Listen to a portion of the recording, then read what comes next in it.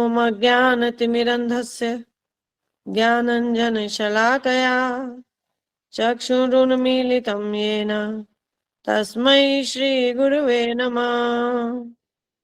जय श्री कृष्ण चैतन्य प्रभु नित्यानंद श्री अद्वैत गदाधर श्रीवासादि गौर भक्त वृंद।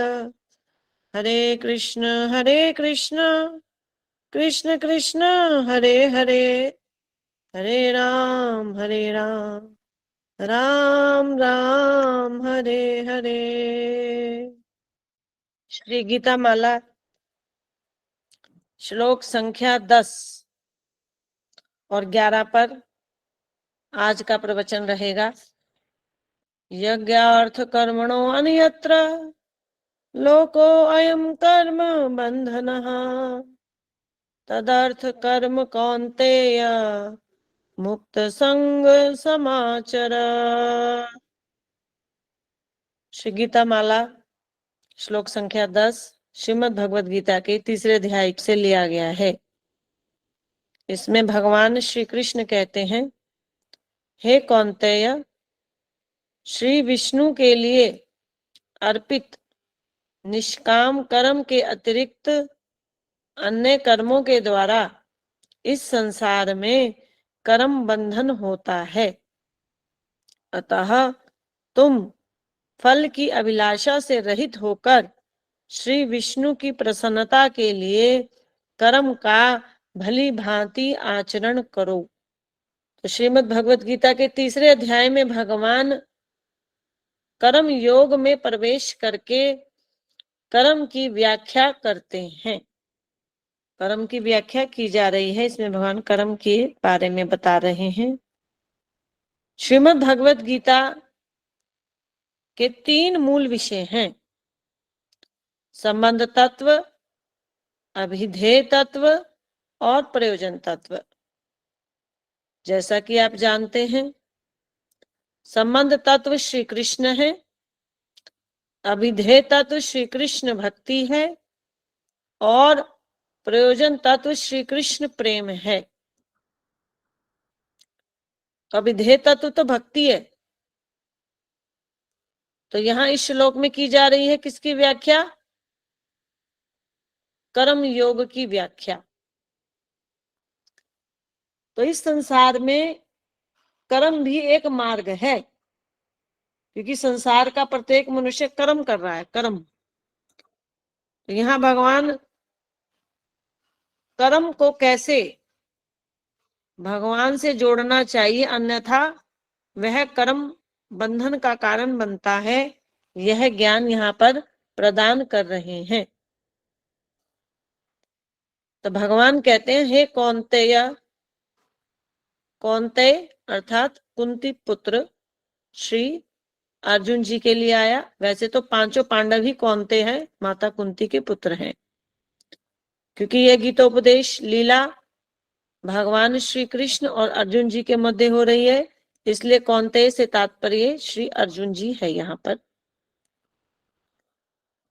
तो कह रहे हैं यज्ञार्थ कर्मणो अन्यत्र, यज्ञ अर्थ, तो यज्ञ की बात हो रही है, यज्ञ। तो यहाँ यज्ञ का जो साधारण अर्थ है, ज्ञान यज्ञ, द्रव्य यज्ञ, अग्निहोत्र यज्ञ, तो उन यज्ञों की बात यहाँ पर नहीं हो रही। क्योंकि क्या कहा है, यज्ञार्थ कर्मणो, यज्ञ के लिए कर्म करो। तो इसलिए जो साधारण अर्थ है, सामान्यता अर्थ, ज्ञान यज्ञ, द्रव्य यज्ञ, अग्निहोत्र यज्ञ, तो यह अर्थ यहाँ पर नहीं लगेंगे। तो यहाँ जो यज्ञ का विशेष अर्थ लेना होगा, और वह विशेष अर्थ क्या है यज्ञ का? यज्ञ वै विष्णु, यज्ञ वै विष्णु। तो विष्णु का एक नाम यज्ञ है, तो निश्चय ही श्री विष्णु का नाम ही यज्ञ है। और विष्णु का अर्थ क्या है? सर्वव्यापक, अर्थात सब जिसके भीतर है, कोई भी जिससे बाहर नहीं है। जो परम विराट है, भगवान कृष्ण, भगवान राम, सभी भगवत स्वरूप सर्वव्यापक हैं, अर्थात जिसमें सब व्याप्त है। जैसे एक कमरा है, कमरा तो कमरा है व्यापक, और कमरे में फर्नीचर भी है, मनुष्य भी बैठे हैं, तो वह हो गए व्याप्त, जिसमें सब व्याप्त है। कमरा हो गया व्यापक, अर्थात जिसके अंदर सब समाया है। जैसे भवन, एक भवन व्यापक है और उसमें बैठे हुए सभी व्याप्त हैं। इसी प्रकार सर्वव्यापक, जिसमें सब समाये हैं, जो इतना विराट है, इतना विराट है कि अनंत कोटि ब्रह्मांड भी जिसमें समाये हैं, वह सर्वव्यापक है। सर्वव्यापक का अर्थ यह नहीं कि जो सब जगह कण कण में समाया वो सर्वव्यापक है, ये अर्थ नहीं है सर्वव्यापक का। तो जो कण कण में समाया है उसे कहेंगे सर्व अंतर्यामी। तो सर्वव्यापक शब्द विभुता का सूचक है और सर्व अंतर्यामी शब्द अणुता का सूचक है। तो सर्व अंतर्यामी अर्थात भगवान कण कण में समाये हैं। छोटे से भी छोटे रूप में भगवान हर प्राणियों के भीतर समाये हैं, और अंडरस्थ परमाणु चे अंतरस्थम, यहां तक कि अणु से भी छोटे कण परमाणु के भीतर भी हैं। तो उस दृष्टिकोण से क्या कहा जाएगा, भगवान सर्व अंतर्यामी हैं। अणो अणियाम महतो महीयान, तो जो भगवान का अणु रूप है ये सर्व अंतर्यामी तत्व का सूचक है, और भगवान के भीतर सब कुछ है, सारे ब्रह्मांड उन्हीं के भीतर हैं। तो यह भगवान की सर्वव्यापकता का सूचक है। जब भगवान धरती पर बाल्य लीला कर रहे थे, तब भगवान ने उस लीला में माता यशोदा के संग एक लीला की जिसका नाम है माटी खाने की लीला। तो भगवान ने माटी खाई, यशोदा मैया ने कहा मुंह खोलो, तो भगवान ने मुंह खोला, तो माता यशोदा ने बाल कृष्ण के मुख में क्या देखा, समस्त ब्रह्मांड उन्हीं के भीतर हैं, अर्थात भगवान सर्वव्यापक हैं।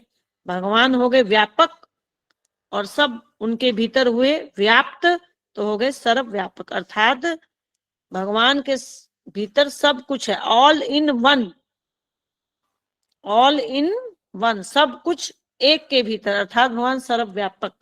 और जब हम कहें कि वन इन ऑल, एक भगवान सभी के भीतर हैं, अणु से अणु, लघु से लघु रूप में भी है, कण कण में है, तो वो हो जाएगा वन इन ऑल। तो भगवान one in all and all in one एक साथ हैं। तो यज्ञ का अर्थ है यज्ञ वही विष्णु। तो यज्ञ वही विष्णु का अर्थ क्या है, सर्वव्यापक। तो दामोदर मास में भी हमें भगवान के सर्वव्यापकता का सूचक मिलता है। भगवान श्री कृष्ण को माता यशोदा ने रस्सी से बांध दिया, और जो रस्सी है, रस्सी वह 2 अंगुल छोटी पड़ गई। दामोदर मास में लीला आती है, भगवान कृष्ण ने, बाल कृष्ण ने माता यशोदा की दही की हांडी फोड़ दी, और बाल कृष्ण के उदर को माता यशोदा ने रस्सी से बांध दिया। तो जब रस्सी से माता बांधने लगी तो बार बार रस्सी जो है 2 अंगुल छोटी पड़ जाती। माता ने एक रस्सी में दूसरी रस्सी जोड़ी, दूसरी में तीसरी जोड़ी, और बहुत लंबी रस्सी बना ली। लेकिन भगवान श्री कृष्ण बंधने में नहीं आ रहे थे। माता यशोदा ने आसपास की सभी घरों की रस्सियां जोड़कर श्री कृष्ण को बांधने का प्रयास किया, लेकिन श्री कृष्ण नहीं बंधे। माता ने भी सोच लिया, जिद ठान ली कि देखो ये आज कैसे नहीं बंधता, ये मेरा पुत्र है, मैं तो इसे बांध कर ही रहूंगी। लेकिन बांधते बांधते माता के पसीने छूट गए। रस्सी हर बार 2 उंगल छोटी पड़ जाती। श्री कृष्ण बंधने में नहीं आए। क्यों नहीं बंधने में आए? क्योंकि श्री कृष्ण है विशाल विराट रूप। तो दामोदर लीला में आता है कि माता यशोदा ने इतनी लंबी रस्सी बना ली थी कि पूरा गोकुल उसके भीतर समा सकता था। तो श्री कृष्ण को एक रस्सी कैसे बांध सकती थी? पूरे ब्रह्मांड की रस्सियां भी यदि जोड़ देंगे तो भी श्री कृष्ण नहीं लिपटने वाले, और वह कृष्ण माता की गोदी में समा जाते हैं। लेकिन जब वह माता यशोदा उनको बांधने लगी तब वह बंधने में नहीं आए, क्योंकि वह असीम है, परम विराट है।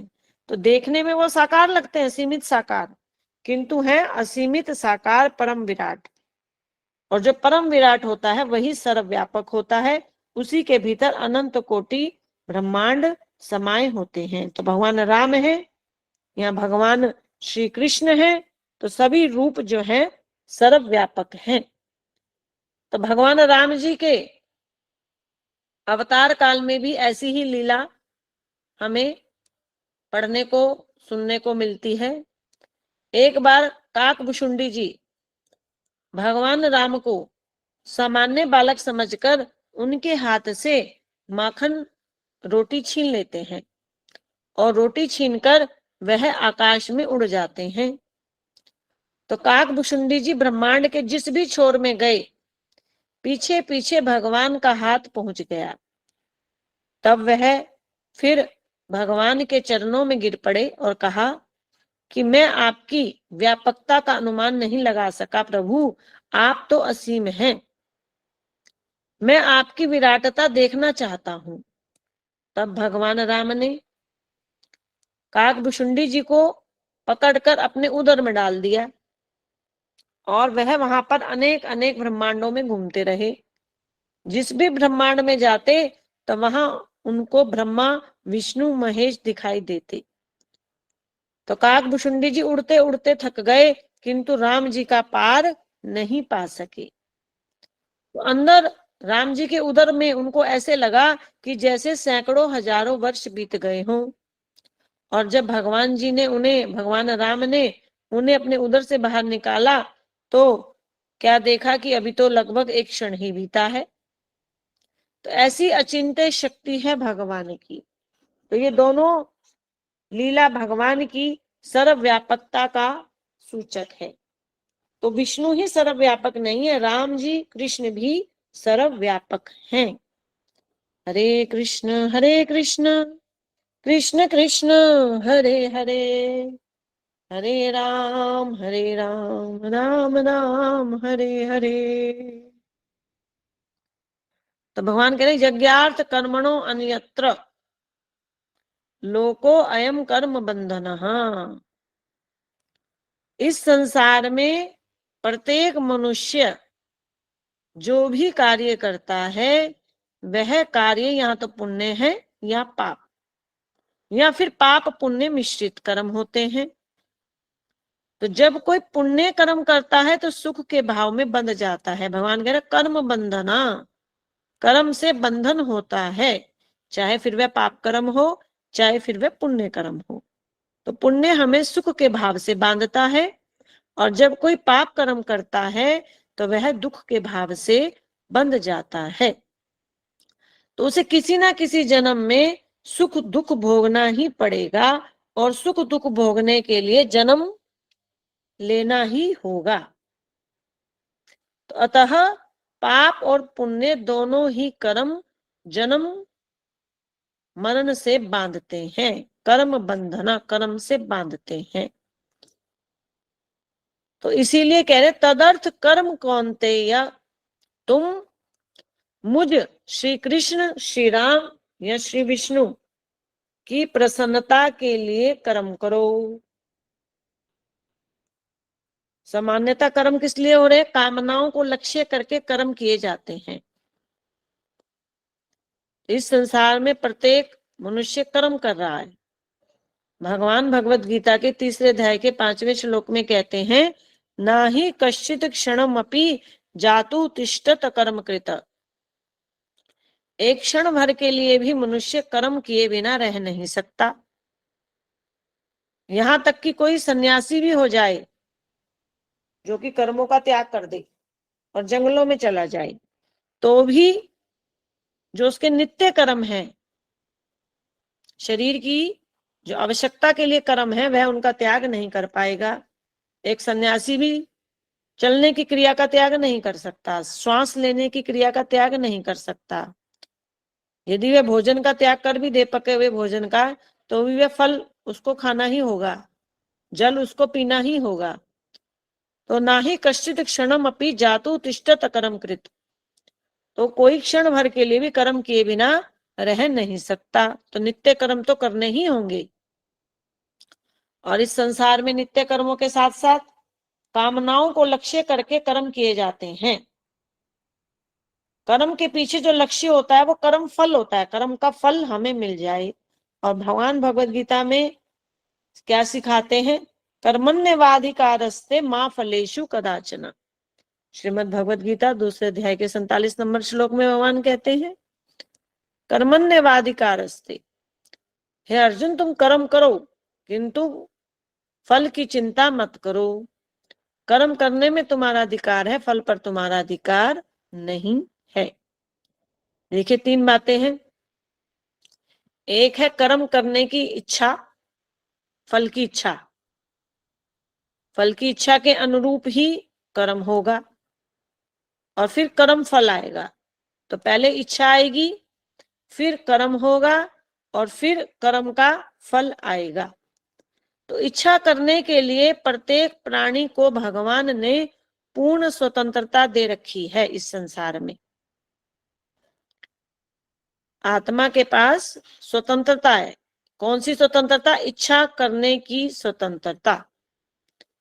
तो जो मन में इच्छा आई किसी फल को लेकर, तो उस फल की आकांक्षा से ही इस संसार में कर्म होते हैं।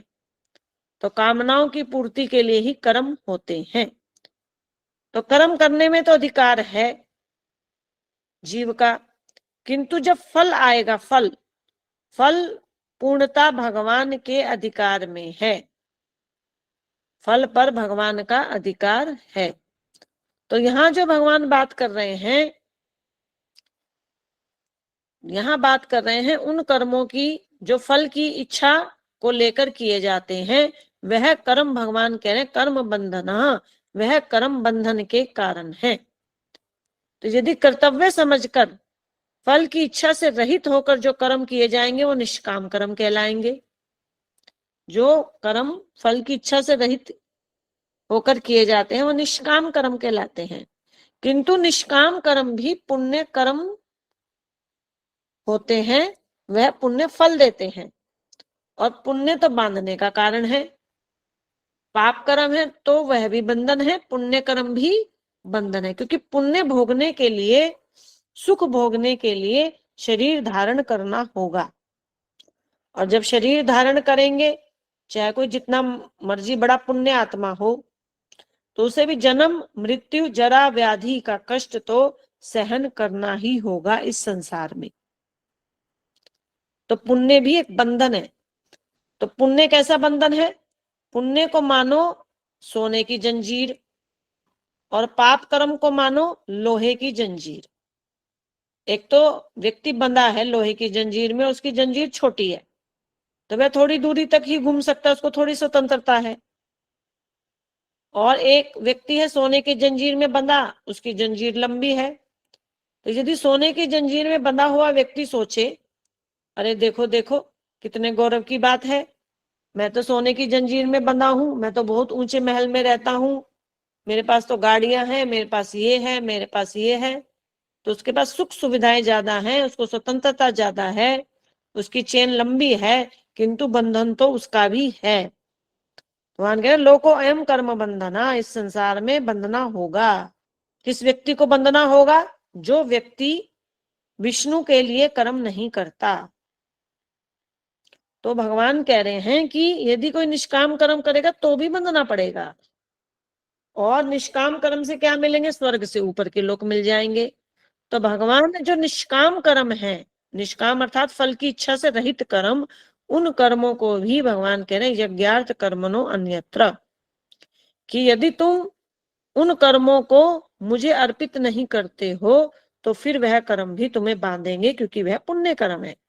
तो निष्काम कर्मों को यदि कोई श्री विष्णु को अर्पित कर देगा तो कर्म बंधन नहीं होगा। मुक्त संगः, फल की इच्छा से रहित होकर यदि कोई विष्णु की प्रसन्नता के लिए कर्म करेगा तो फिर उसको बंधना नहीं होगा। विद्वान भक्तों को श्री कृष्ण अर्पित कर्म योग का अभ्यास करना चाहिए। हरे कृष्ण कृष्ण कृष्ण हरे हरे, हरे राम राम राम हरे हरे। श्री गीता माला श्लोक संख्या 11।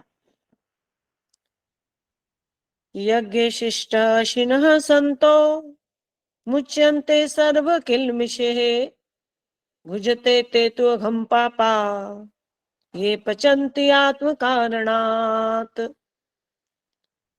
श्रीमद् भगवद गीता अध्याय 3 श्लोक संख्या 13। इस श्लोक में भगवान विशेष रूप से भोजन प्रसाद की महिमा बताते हैं। भोजन प्रसाद की, जो हम भोजन खाते हैं।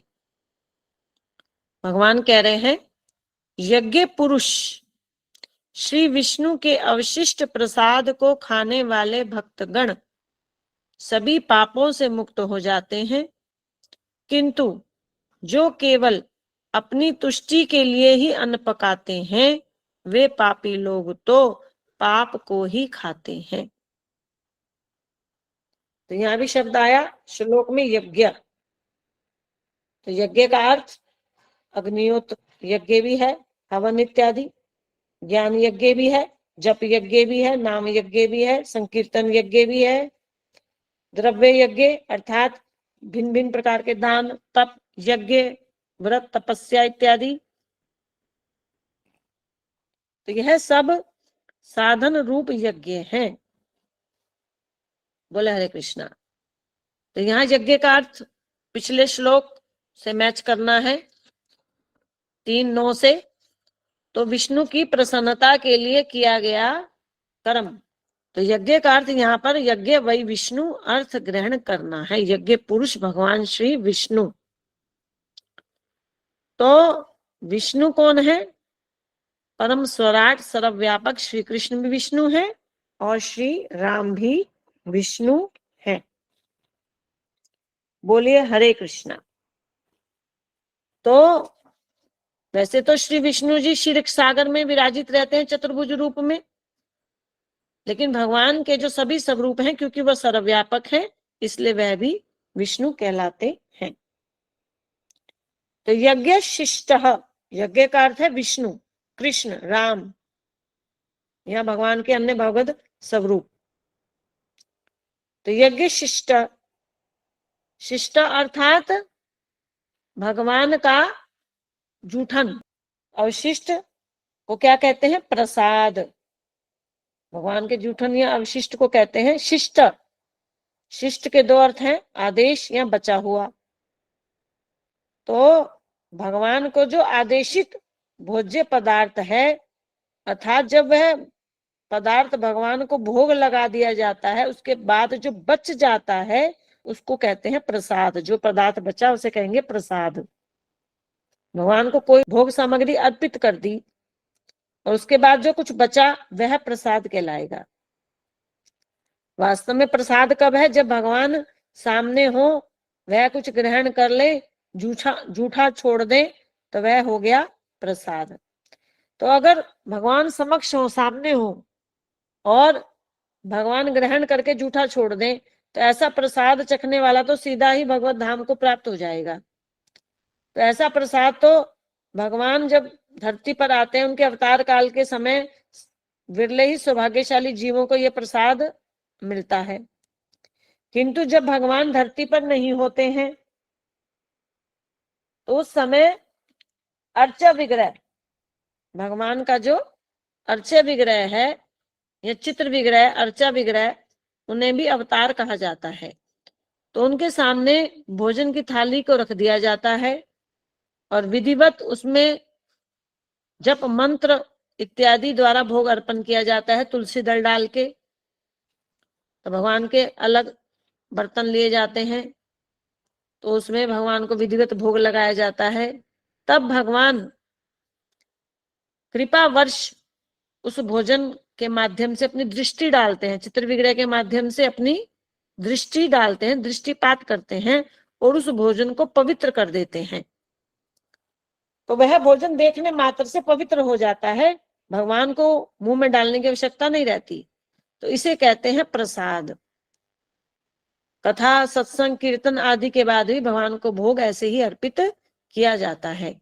तो जिस भोजन पर भगवान की दृष्टि पड़ जाती है तो ऐसा मान लिया जाता है कि भगवान ने उसे खा लिया है।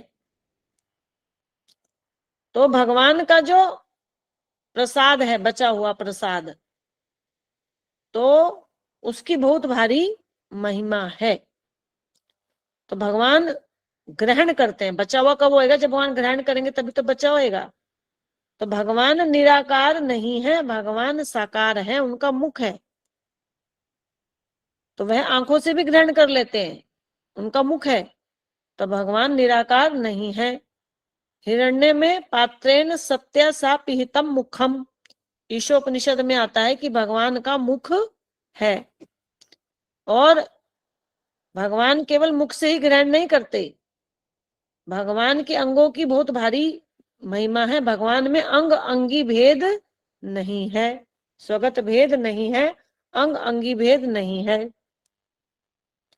ब्रह्म संहिता में आता है अंगानि यस्य सकल इंद्रिय वृत्ति मंती, भगवान की एक इंद्री अन्य समस्त इंद्रियों का कार्य कर लेती है।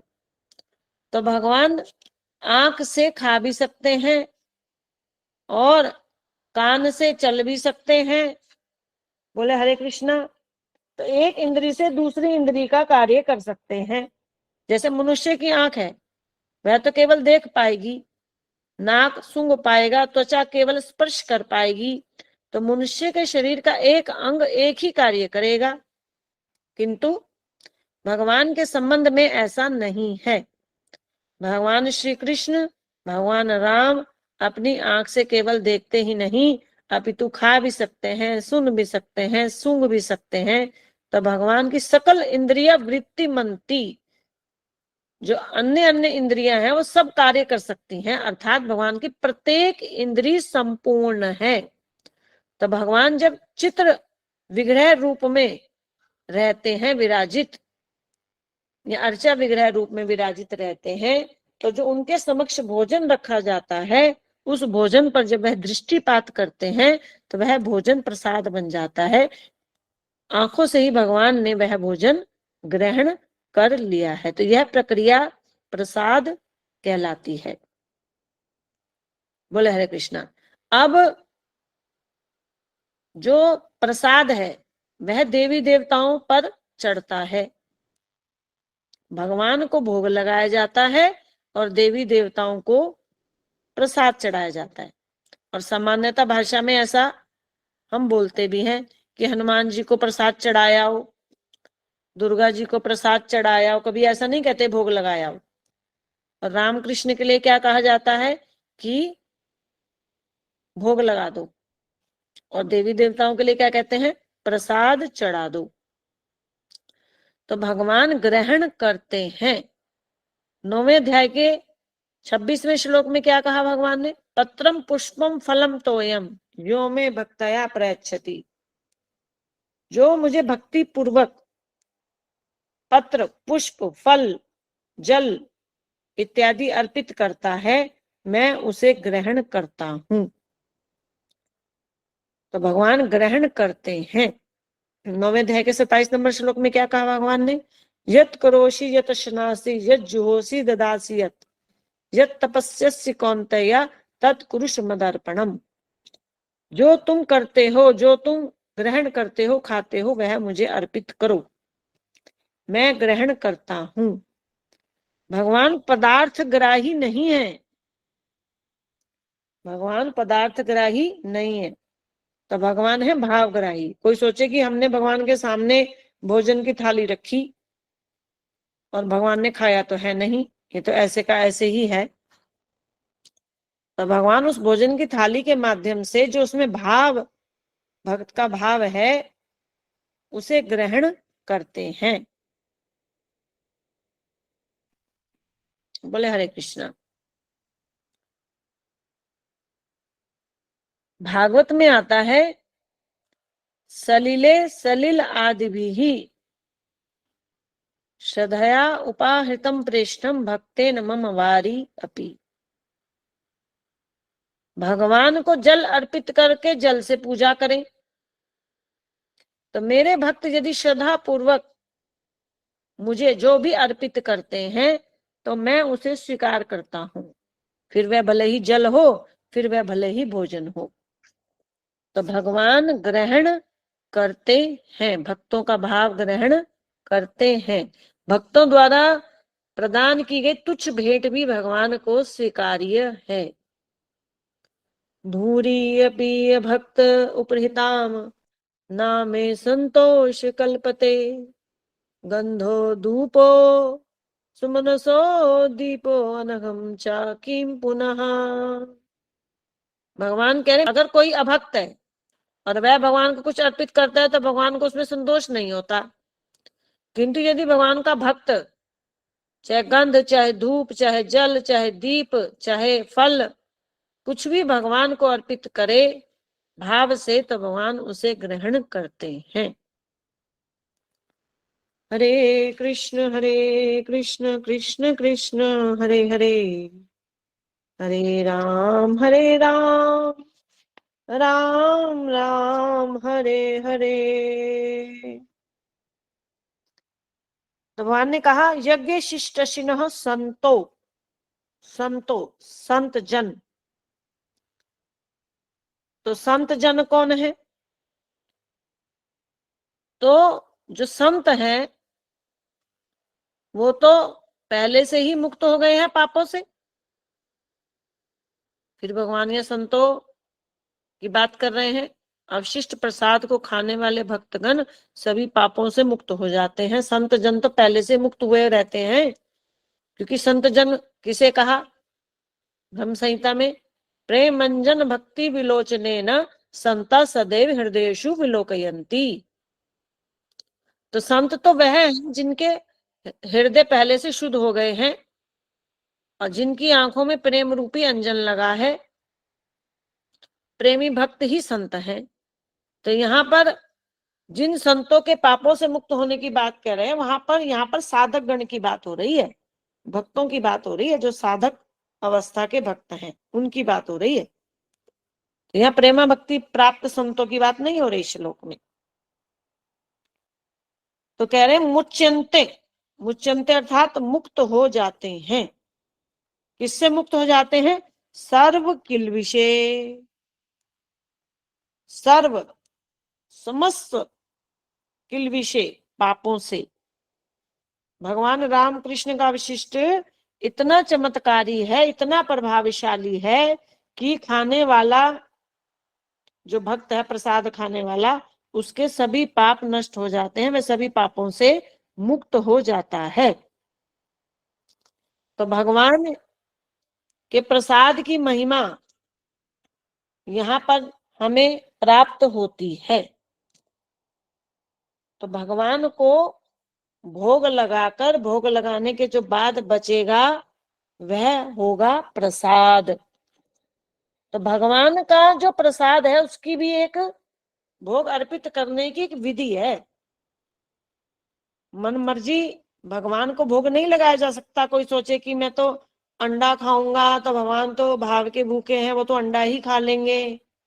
मैं तो चाय कॉफी लहसुन खाता हूँ तो मैं तो, भगवान तो भाव के भूखे हैं, भगवान चाय कॉफी लहसुन प्याज ही खा लेंगे, ये भाव नहीं है। भगवान जो खाते हैं, सतोगुणी पदार्थ जो ग्रहण करते हैं, उन्हीं का भोग भगवान को लगाया जाना चाहिए। बिना प्याज लहसुन चाय कॉफी का रहित शुद्ध शाकाहारी भोजन भगवान के ही बर्तनों में डालकर, तुलसी दल डालकर भगवान के विग्रह के समक्ष रखना चाहिए और आंखें बंद करके 3 बार पंचतत्व नाम और 16 बार हरि नाम बोलना चाहिए और फिर आंखें खोलकर घंटी बजाना चाहिए और फिर जो प्रसाद हो गया अब उसको बाकी भोजन में मिलाना चाहिए। तब ये भोजन क्या बनेगा? प्रसाद। और जब अब इसे कोई भोजन न समझकर प्रसाद रूप में ग्रहण करेगा तो फिर उसके सारे पाप नष्ट हो जाएंगे। तो कितने पाप नष्ट होंगे? सर्व किल्मिषे, सर्व समस्त पाप। हरे कृष्ण कृष्ण कृष्ण हरे हरे, हरे राम राम राम हरे हरे। किल्मिषे, किल्मिषे के 3 अर्थ हैं। पहला है पाप, दूसरा है विकार और तीसरा है माया के प्रपंच से मुक्त। तो पहले बात करते हैं सर्व किल्मिषे, समस्त प्रकार के पाप। अब ये पाप कितनी प्रकार के हैं? मुख्यतः 2 भागों में बांटा जा सकता है पाप को, प्रारब्ध पाप और अप्रारब्ध। प्रारब्ध कौन से हैं? जो पाप पिछले जन्मों में किए हैं, और पिछले जन्मों में जो पाप किए थे वो संचित रूप में पड़े थे, संचित पाप। अब संचित पापों में से कुछ पापों का हिसाब, फल हमें वर्तमान शरीर में जन्म से लेकर मृत्यु तक के बीच में भोगना है, तो उसे कहते हैं प्रारब्ध। और अप्रारब्ध क्या है? यह वह पाप हैं जो पिछले अनेक जन्मों में किए हैं और संचित रूप में पड़े हैं, अभी अप्रकाशित हैं, अभी इनका फल भुगतना आरंभ नहीं हुआ, ये पीछे अभी जमा पड़े हैं हमारे पाप, अप्रारब्ध। बोले हरे कृष्णा। अब एक है क्रियमाण पाप। क्रियमाण पाप वो पाप है जो अभी वर्तमान समय में जीव कर रहा है। ये क्रियमाण पाप हमारे अगले जन्म में संचित में जमा हो जाएंगे और संचित में से जो पाप निकलकर हमारे फिर नए जीवन में बनेंगे वो प्रारब्ध हो जाएंगे। बोले हरे कृष्णा। तो 3 प्रकार के पाप मुख्यतः होते हैं, संचित, प्रारब्ध, क्रियमाण ऐसे भी कह सकते हैं और प्रारब्ध और अप्रारब्ध भी कह सकते हैं। तो यह बहुत भारी मात्रा में होते हैं। कौन से पाप? संचित पाप। संचित पाप बहुत भारी मात्रा में होते हैं। तो भक्ति करने से सबसे पहले पाप कौन से नष्ट होते हैं? भगवान का प्रसाद खाने से, क्योंकि भगवान का प्रसाद खाना भक्ति का अंग है। बोले हरे कृष्णा। तो भक्ति का कौन सा अंग है? भगवान का प्रसाद खाना। यह है भक्ति का 23वां अंग, निर्माल्य धृति। भक्ति रसाचार्य श्री रूप गोस्वामी पाद जी ने भक्ति रसामृत सिंधु में भक्ति के 64 अंगों का वर्णन किया है। तो उसमें से एक भक्ति है निर्माल्य धृति, अर्थात भगवान का प्रसाद स्वीकार करना। तो भगवान का प्रसाद स्वीकार करना नवधा भक्ति में से किसके अंतर्गत आता है? दास्य भक्ति के अंतर्गत आता है। तो प्रत्येक भक्त को जो कृष्ण भक्ति करता है उसे भक्ति के अंगों का पालन करना चाहिए। अनुष्ठुनंतनंतो दोषो भक्त्यागानां प्रजायते। अनुष्ठानतो दोषो भक्त्यागानां प्रजायते।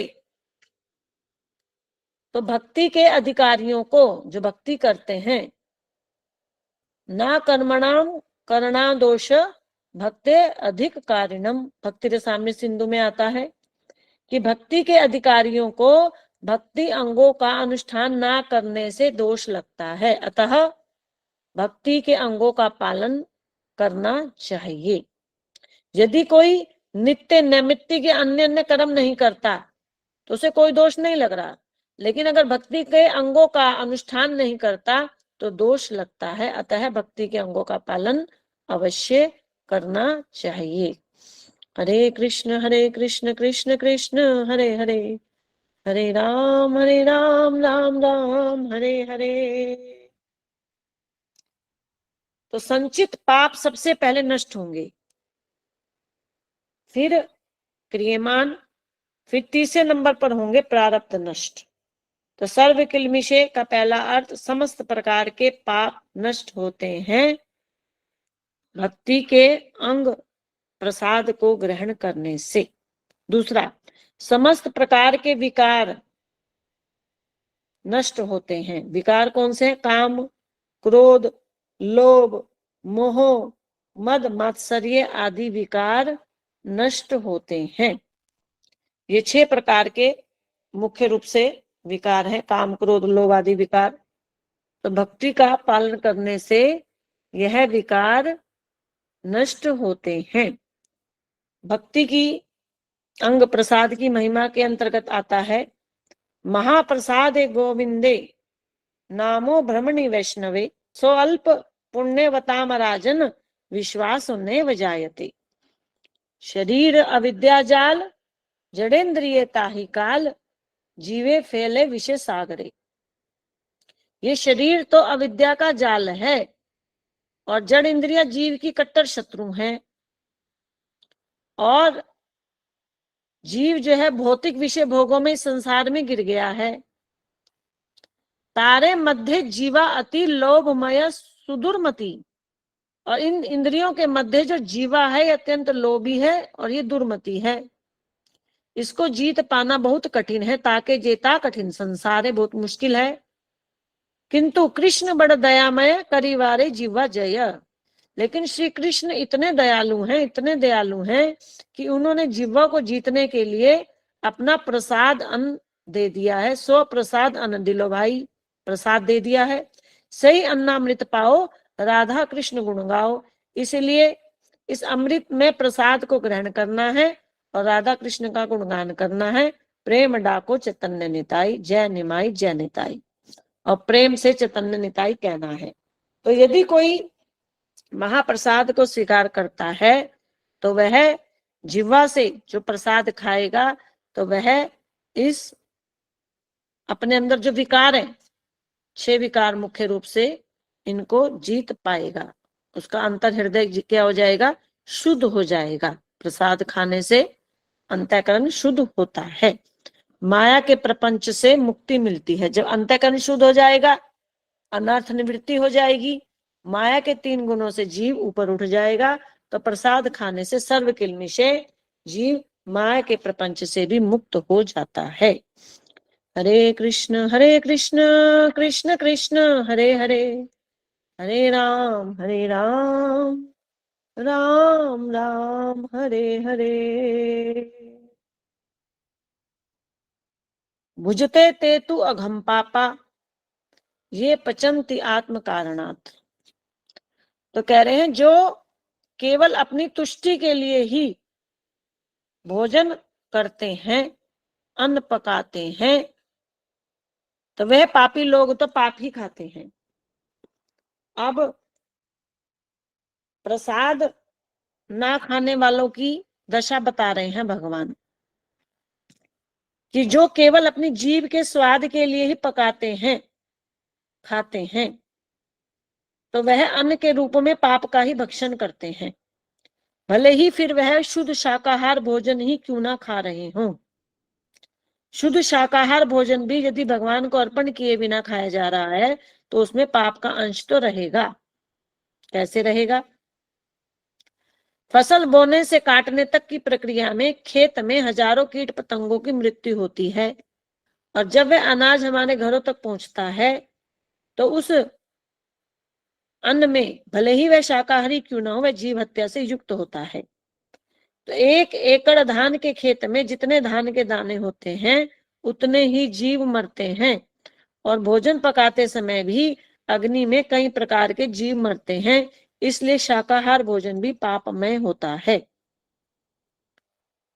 इसीलिए भोजन को भगवान को जब अर्पित कर दिया जाता है तो उसमें समस्त प्रकार के पाप जो है वो नष्ट हो जाते हैं। इसलिए भगवान को भोग लगाए बिना भोजन ग्रहण नहीं करना चाहिए। और भोजन को जब ग्रहण करेंगे तो वह प्रसाद बन जाएगा, तो प्रसाद से पापों का नाश होगा। बोले हरे कृष्णा। तो भोजन तो करना ही होगा, भोजन तो करना ही होगा।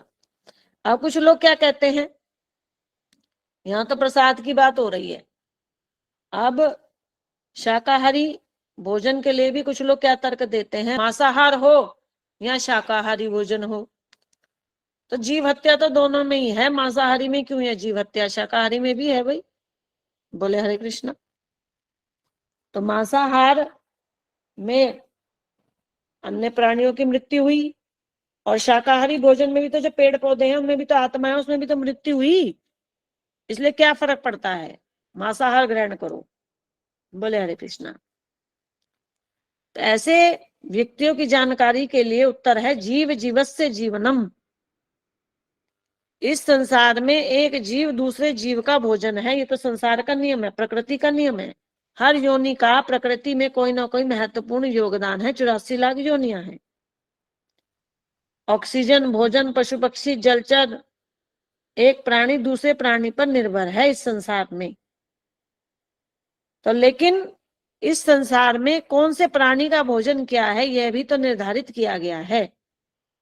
प्रकृति के नियमों का उल्लंघन करके मनमाने ढंग से भोजन ग्रहण करेगा, नियमों का उल्लंघन करेगा, तो उसे दंड भोगना पड़ेगा। जो मनुष्य बनाया है भगवान ने वो शाकाहारी बनाया है। तो यदि हम मनुष्य की शरीर की संरचना एक मांसाहारी प्राणी से करें तो हमें पता चलेगा कि मनुष्य मांसाहारी प्राणी नहीं है, शाकाहारी है। मनुष्य के दांत और मांसाहारी जो पशु है उसके दांत देखिए। मांसाहारी पशुओं के दांत जो है, मांसाहार खाने वाले पशुओं के दांत तीखे होते हैं, नुकीले होते हैं। मनुष्य के दांत जो है पैने नहीं है, नुकीले नहीं। नाखून देखिए, शाकाहारी प्राणी के नाखून देखिए और मांसाहारी वालों के देखिए। तो मनुष्य के जो आंख है, दांत है, नाखून है, आंत, पेट की आंत जो है वो बड़ी है, और मांसाहारियों की पेट की आंत छोटी होती है। तो अगर मैच करेंगे तो मनुष्यों के दांत, आंख इत्यादि किससे मैच करते हैं, यह शाकाहारी प्राणियों से, गौ से, इन प्राणियों से मैच करते हैं। शेर इत्यादि मांसाहारी प्राणियों से मैच नहीं करते। तो मनुष्य एक शाकाहारी प्राणी है। किंतु भगवान कह रहे हैं यदि कोई शाकाहारी भोजन भी बिना भगवान को भोग लगाए खाएगा तो वह पाप हो जाता है, क्योंकि उस अन्न को पकाते समय भी, अन्न को उगाते समय भी अनेक प्राणियों की हत्या होती है। तो भोजन तो करना ही पड़ेगा, भोजन किए बिना कैसे रहेंगे। तो उस पाप से मुक्ति का उपाय है भगवान को भोग लगाना। और यह भोग लगाना केवल भक्तों को ही नहीं, समस्त मनुष्यों को यह भोजन का भोग लगाना, केवल भक्तों के लिए नहीं कहा कि केवल भक्तों को ही भोग लगाना चाहिए, अन्य को नहीं लगाना चाहिए। तो पापों से यदि बचना है तो प्रत्येक मनुष्य को भगवान को भोग लगाकर प्रसाद स्वीकार करना चाहिए। और वह भगवान को जो भोग लगाया जाता है वह सतोगुनी भोजन का ही भोग लगाया जाना चाहिए। तो भगवान के प्रसाद की बहुत भारी महिमा लिखी है। स्कंद पुराण में तो यहां तक कहा है, कुकुरस्य मुखाद भ्रष्टम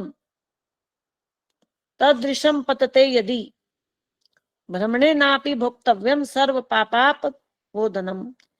यदि भगवान का प्रसाद कुत्ते के मुख से जूठा लेकर भी नीचे गिर जाए तो वह भी ब्राह्मण के द्वारा ग्रहण करने योग्य है, उसमें भी समस्त पापों को नष्ट करने की शक्ति है।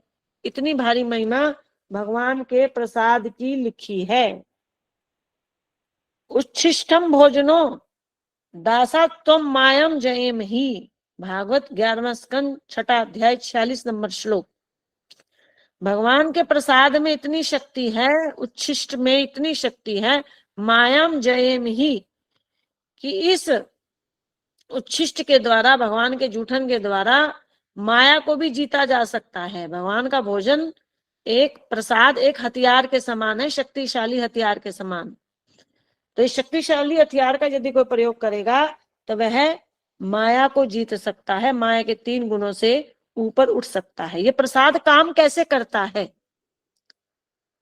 तो ऐसे करता है जैसे कि संक्रामक रोगी का जूठा किसी दूसरे व्यक्ति को बीमार कर देगा, तो ऐसे ही भगवान का जूठा प्रसाद जो है हमें पवित्र कर देता है, यदि हम उसे प्रसाद मानकर स्वीकार करते हैं। हरे कृष्ण कृष्ण कृष्ण हरे हरे, हरे राम राम राम हरे हरे। श्री भक्ति रसामृत सिंधु श्लोक संख्या 160। श्री सार्वभौम भट्टाचार्य जी ने यह श्लोक भगवान श्री चैतन्य महाप्रभु को सुनाया था। नैवेद्यम मन्नम तुलसीम विमिश्रम विशेषतः पाद जलेन सिक्तम, यो स्नाति नित्यम पुरतो मुरारे प्राप्नोति यज्ञ आयुत कोटि पुण्यम। भगवान के प्रसाद की महिमा बताई गई है। ये पद्म पुराण का श्लोक है। इसे श्री सार्वभौम भट्टाचार्य जी ने भगवान श्री चैतन्य महाप्रभु को सुनाया था। एक समय भगवान चैतन्य महाप्रभु सार्वभौम भट्टाचार्य के घर श्री भगवान श्री जगन्नाथ जी का प्रसाद लेकर आते हैं, और उस समय सार्वभौम भट्टाचार्य जी नहाए नहीं होते, बिना नहाए होते हैं। तो भगवान उनको प्रसाद देते हैं, तो सार्वभौम भट्टाचार्य जी शीघ्र अतिशीघ्र इसे खा लेते हैं, बिना नहाए ही, बिना कुल्ला किए ही। तो भगवान चैतन्य महाप्रभु कहते हैं, अरे अरे हे सार्वभौम, तुमने तो अभी कुल्ला भी नहीं किया और तुम जो है बिना नहाए ही प्रसाद को ग्रहण कर रहे हो। तब सार्वभौम भट्टाचार्य जी यह श्लोक बताते हैं। तो क्या कहते हैं कि जो व्यक्ति नित्य तुलसी मिश्रित विशेषतः चरणामृत से अभिषिक्त प्रसाद अन्न को श्री कृष्ण मंदिर के बाहर ग्रहण करता है, तो अयुत यज्ञ अयुत कोटि पुण्यम, तो वह अयुत कोटि यज्ञों के पुण्यों का भागी बन जाता है। तो प्रसाद को ग्रहण करने में कोई काल का कोई भी नियम नहीं है, समय का कोई नियम नहीं है। सार्वभौम भट्टाचार्य जी कह रहे हैं कि चाहे प्रसाद सूखा हो, चाहे बासी हो, चाहे दूर देश से लाया गया हो, तो इस पर कोई भी विचार नहीं करना चाहिए, काल का कोई विचार नहीं करना चाहिए। और भगवान हरि भी कहते हैं, ना देश नियमस्तत्र ना काल नियमस्तथा द्रुतम शिष्टम भोक्तव्यम हरि अब्रवीत। स्वयं भगवान हरि ने कहा है कि ना देश नियमस्तत्र, प्रसाद ग्रहण करने में देश का, ना काल नियमस्तथा, काल का कोई नियम नहीं है। इसे शीघ्र अतिशीघ्र श्रद्धा पूर्वक ग्रहण कर लेना चाहिए। तो प्रसाद खाना एक भक्ति का अंग है, और जो प्रसाद ग्रहण नहीं करते, केवल अपनी इंद्रिय तृप्ति के लिए खाते हैं, तो वह पाप ही खाते हैं। घोरम तू अघम, अघम मतलब घोर, घोर पाप खाते हैं। तो प्रसाद ग्रहण अवश्य करना चाहिए। तो यही इस श्लोक का सार है। भगवत वाणी भगवत गीता की जय। विश्व गुरु श्री जीव गोस्वामी पाद जी महाराज की जय। शिक्षा गुरु कृष्ण तत्वेता श्री तेजस्वी दास जी महाराज की जय।